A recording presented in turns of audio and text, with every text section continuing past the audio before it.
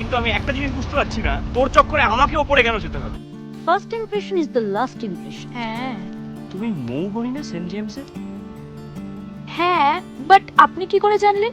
আমি রজতবাবু, তোমার মনে নেই ক্লাস 5-এ যখন পড়তে তুমি আমাকে একটা লাভ লেটার লিখেছিলে?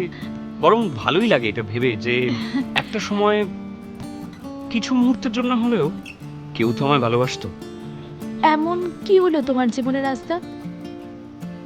দেখ, আমি এইটাই বলছিলাম, দেখতেই তো পাচ্ছিস একটা ভুল সম্পর্কে থাকলে তার পরিণতি কি হতে পারে।